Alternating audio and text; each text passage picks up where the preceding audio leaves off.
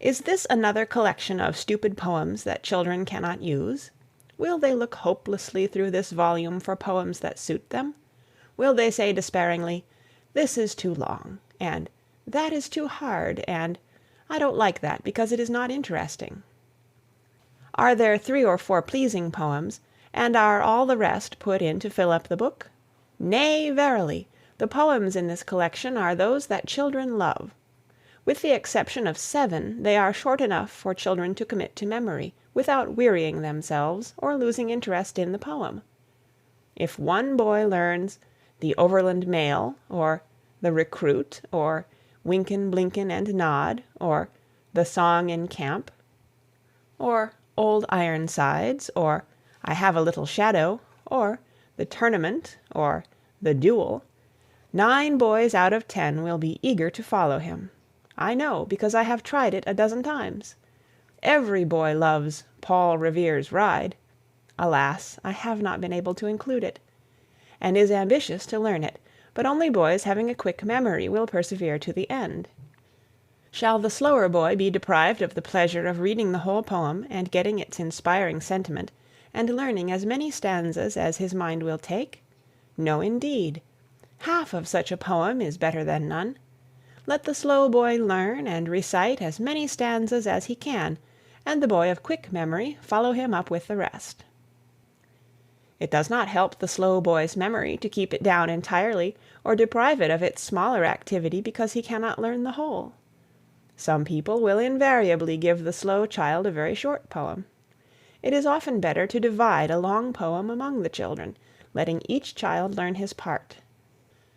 The sustained interest of a long poem is worth while.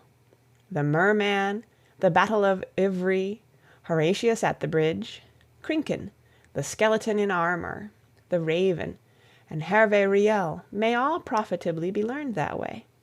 Nevertheless, the child enjoys most the poem that is just long enough, and there is much to be said in favor of the selection that is adapted, in length, to the average mind, for the child hesitates in the presence of quantity rather than in the presence of subtle thought.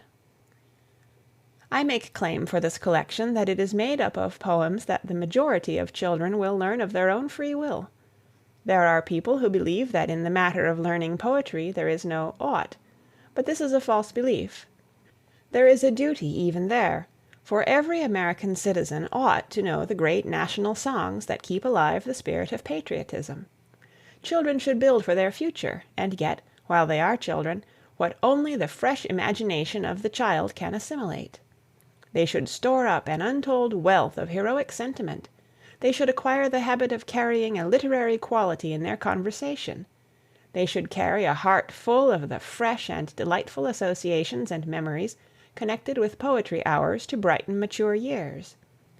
They should develop their memories while they have memories to develop. Will the boy who took every poetry hour for a whole school year to learn Henry of Navarre ever regret it? Or will the children who listened to it? No. It was fresh every week, and they brought fresh interest in listening. The boy will always love it because he used to love it. There were boys who scrambled for the right to recite "The Tournament," "The Charge of the Light Brigade," "The Star-Spangled Banner," and so on. The boy who was first to reach the front had the privilege.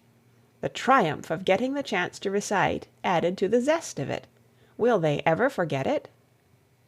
I know Lowell's "The Finding of the Lyre." Attention, Sir Knights! See who can learn it first as I say it to you.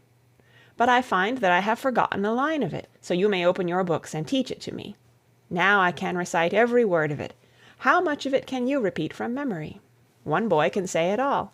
Nearly every child has learned the most of it.